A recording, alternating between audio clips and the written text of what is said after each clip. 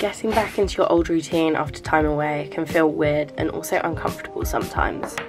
After a month of new foods, new people, new places and new experiences, it's only natural to have mixed opinions on coming home. I threw myself straight back into my routine, knowing that I only had a week to get myself feeling ready to dance on stage. This is not something I'd recommend. I do wish that I had more time to prepare for this ballet show. With the pressure of an event showcasing my body and its ability to move being just over a week away, I found myself stressing that I wasn't doing enough. I had to make a conscious effort not to overdo it this week and not to push my body too far as a way of compensating for the month I spent not exercising. When these thoughts come in, I just have to remind myself that that's not me anymore, and starving and over-exercising isn't going to make me slay on the stage. It's going to make me weak and tired and distracted, which aren't traits that are sought after in ballet dancers, or indeed anyone. Sometimes you have to take a step back and observe the two options you have.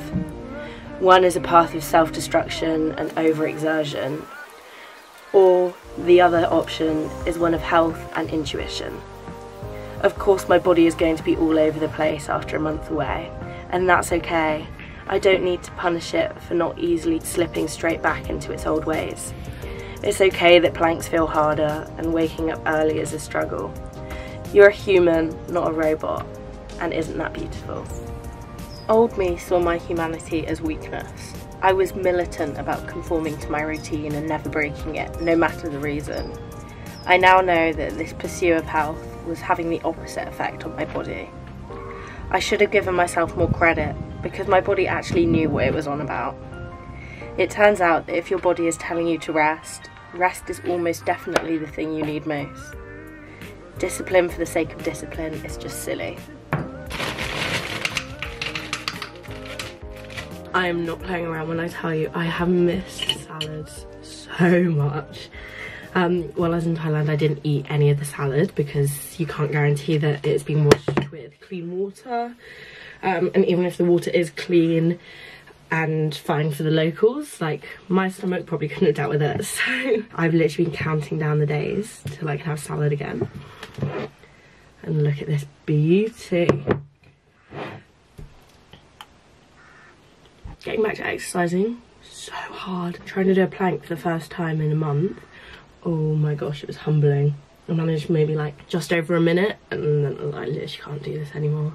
So I'm not looking forward to a 2-minute plank tonight at dance. Before we go any further, I do just want to remind you guys that we have different bodies and therefore different nutritional needs. So please take this video as inspiration rather than as a direct comparison to what you eat in a week. Lunch pudding, which is arguably even more important than lunch itself. While this is a healthy amount of food for me, it may not be for you, and that's totally normal. Even if we all lived the exact same lives, we would still all require different quantities of food. Pre-dance snack. I'm actually so tired.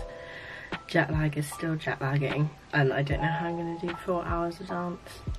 Also, while I have tried to film everything that I ate, I did miss out on a lot of snacking and spontaneous grazing on food throughout the week. So just imagine that in between clips, I'm still munching here and there. Dance was actually such hard work. It was so good though, like I had such a nice evening. It was so nice to be back. I feel like dance was the main thing that I missed while I was travelling. Going away definitely confirmed that dance was the right career option for me, which is so good. And it's just lovely to see everyone, move my body and come away feeling like tired and achy but like so accomplished. When I was younger, like many teenagers, I struggled with my relationship with food and exercise.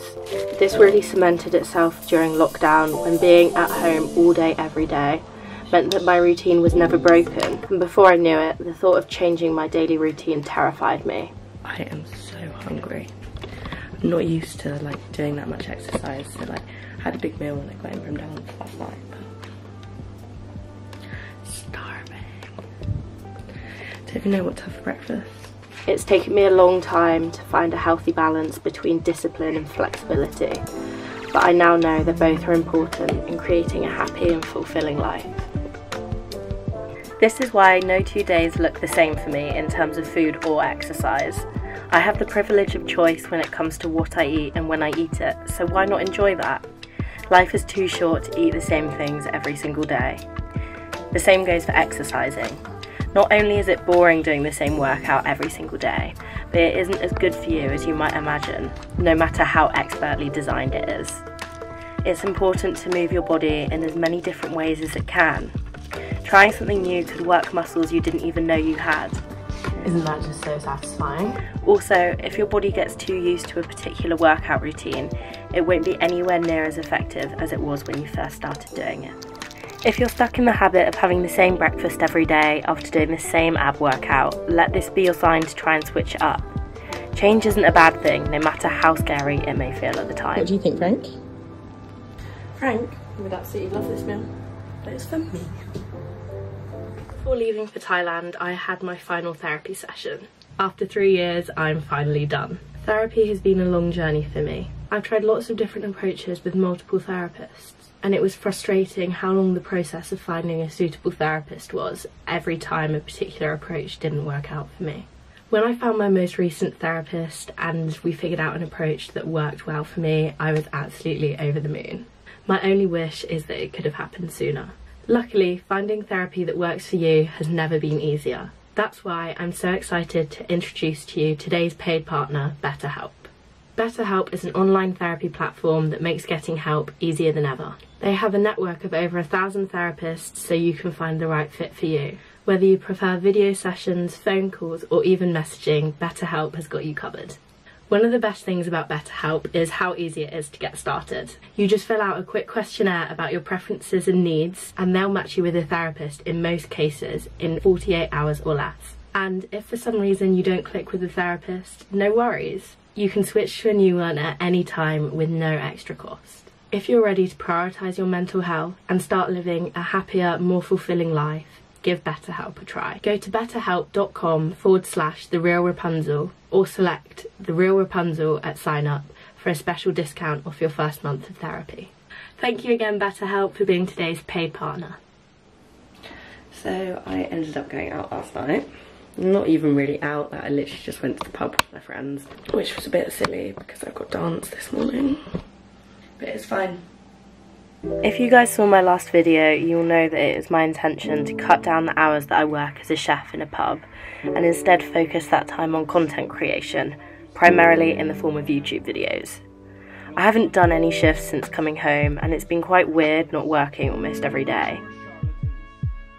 Before I went travelling, I was constantly so busy. I would cram as much into every day as I could, and it made me feel good. To me, productivity and happiness sort of went hand in hand. It does mean, however, that not being as busy is taking some getting used to. I don't have the same feelings of accomplishment that I associated with exhaustion at the end of every day, and it's making me realise that maybe I still have some work to do on myself when it comes to allowing myself rest. Maybe pushing myself right to my limits doesn't mean I'm getting the most out of life. Maybe I'm not failing because life isn't as busy as it used to be. Isn't that what we all aspire for anyway, to have the time to rest and relax? I'm trying to sit with these uncomfortable thoughts and feelings at the moment because realistically I know that I'm not being lazy or managing my time poorly because I'm doing this with intention and my present and future self in mind. I think this discomfort may also stem from a fear of being alone in my thoughts without distraction from them. Before I went away, I used to be so busy all week that I wouldn't even have time to check in with myself and analyse how I was feeling, which doesn't seem that bad. But then, on days where I didn't have any plans, I'd sort of crash, exhausted from the previous week, and I'd often feel quite low. As my mental health has improved and I've become more authentically me, I've noticed myself become more and more extroverted, which I love. But while getting energy from other people is great, I do think it's important not to neglect my own brain and make sure that it's a nice place to be when I'm alone. I don't want to be afraid of my own mind. I've been there and done that, and it just isn't fun. This is why I'm really reflecting on the importance of rest. not only for your physical health, but your mental well-being as well. Your body is your home and so is your head, so it's always worth investing the time into making them a nice place to live. My room is literally the biggest tip you've ever seen in your life. I'm not really sure how that happened. So mission this afternoon is tidy my room. Got my post-lunch snack, some chocolate and a satsuma, and of course a cup of tea. I'm just gonna watch one episode of The Office while I have a look tidy. It's easy to forget that caring for your mind requires lifelong consideration, just like looking after your body. Similarly, just as your physical health changes throughout your life, so does your mental health, and therefore so does the way in which you have to go about looking after it. We are forever learning and forever adapting what we thought we knew as we grow and change as people. Although it might seem like a pain, I like to think of it as a positive thing, that we are constantly becoming different versions of ourselves with different perspectives and experiences. It's exciting that I haven't yet met all of the things I'm going to become.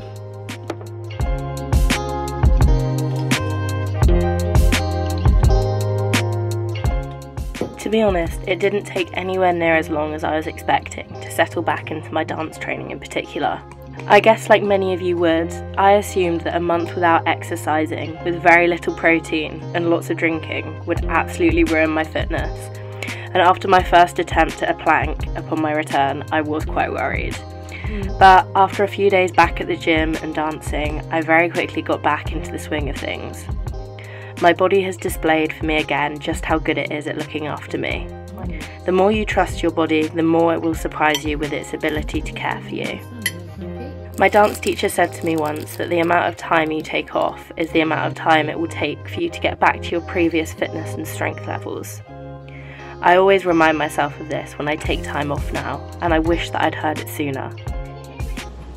Oh my god, that smell is massive. I can't sleep because I'm really hungry, which is so annoying because I'm really tired. I was just lying there and I was like, I literally cannot sleep till I get a snack. So here we are. I don't even know what I want to eat.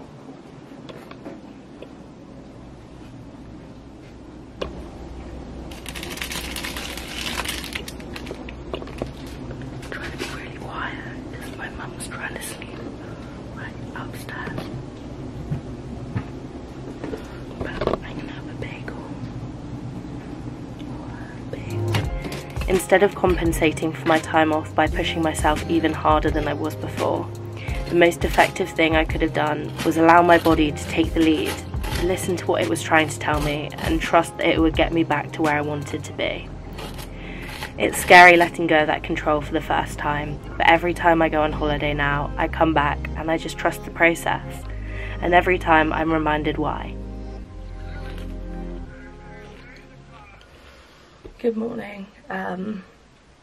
I could not sleep last night. I don't know if it was like some sort of like delayed jet lag, but yeah, that was a not fun night. And now it is 12:10, which is just really annoying. Like, I thought I'd really got myself back on a good sleep schedule and stuff. So I'm not really sure what to have now in terms of like, do I have breakfast, do I have lunch? I might make myself something sort of brunchy. Good morning. Hello. Are you stuck? Are you stuck? Hey, Frank.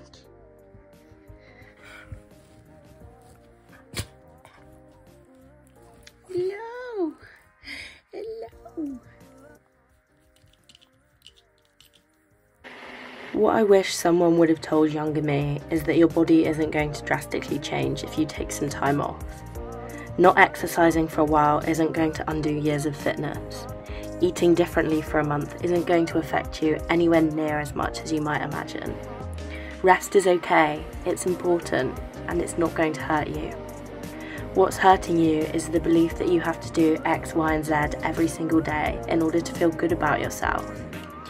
If you find yourself in a situation where you have to earn feeling good about yourself, it's a sign that that thing is one of compulsion rather than health. Whether it's working yourself too hard, or over-exercising, or taking your food habits to an extreme, none of these things should be able to dictate if your mind is a kind place to be or not.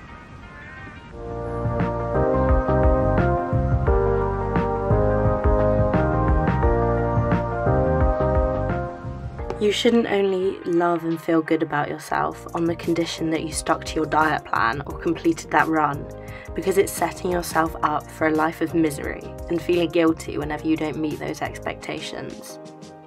Try and practice showing unconditional love towards yourself in the same way that you do an important person in your life.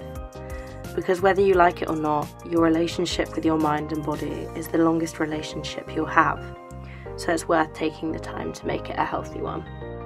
I try and practice intuitive eating, which is the concept of listening to your body and honouring all of your physical and also mental hunger cues. However, I do also stick to the basis of 3 meals and 3 snacks in a day, as it can be easy to get out of that habit and unintentionally not get enough food. Especially as this week I was still a bit jet lagged, so my sleep schedule was a bit messed up. Also, as someone who used to suffer from an eating disorder, I think it's important not to give it any chance of slipping back in, which I could imagine happening if I didn't keep 3 meals as a baseline. You could very easily justify to yourself that you're skipping breakfast because you aren't hungry, and as part of your intuitive eating practice, you are honouring that. Which could totally be the case, or it could be the start of a disordered behaviour slipping back in. I'm a firm believer that breakfast is the most important meal because it sets you up for the day. I also know that if you get into the habit of skipping breakfast, your body's metabolism will stop waking up expecting breakfast, so you probably won't be hungry for it, which is a self-fulfilling prophecy that's totally encouraging you to feel rubbish all day.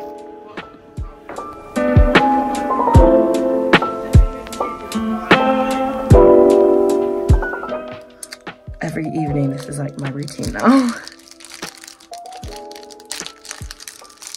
After this, there's only one more left in the pack though. Just kind of sad, because I just want to keep eating them.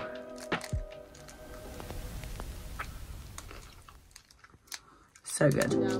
A routine can be a great thing, and if done correctly, it allows you to make the most of your time. But the thing is, there's no one who can design a routine for you.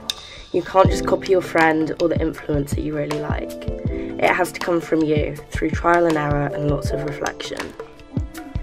Finding the balance is hard, and what you have to remember is that what's best for you one day isn't necessarily best the next day. The environment that made you sick cannot heal you, so don't keep doing the same things every day and expecting a different result. If I still woke up every day at 12, went for a run, did 50 sit-ups and flushed my breakfast down the toilet, I'd still be very sick, no matter how much work I did on myself.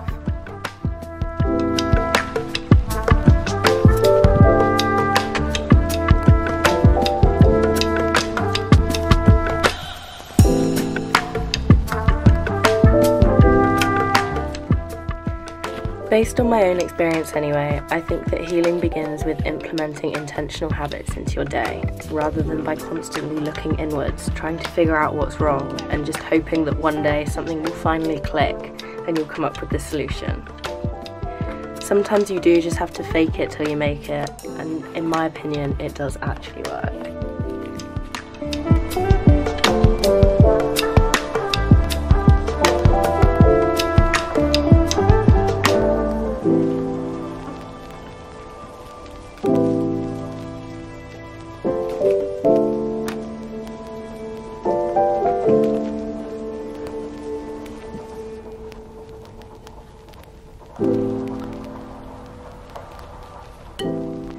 I hope that this video can inspire you to rethink your everyday life and maybe reconsider if your current approach is working for you.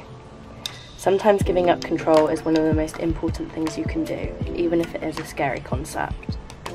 Don't forget about the importance of rest, and remember that just like food, it doesn't need to be earned. Your body always deserves to be properly cared for.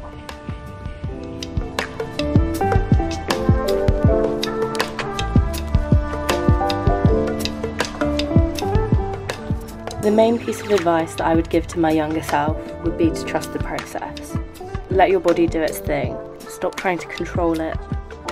When you stop trying to tell it when it should be hungry or when it should feel tired, your body will establish its own natural rhythm, which is most likely going to be way healthier than any routine you try and force it to conform to. I'd want younger me to know that you're not a failure for taking a day off, or eating more than you'd planned, or waking up later than you'd intended. Punishing yourself or getting annoyed at yourself for these things is never going to lead to happiness. You can't discipline your mind into contention.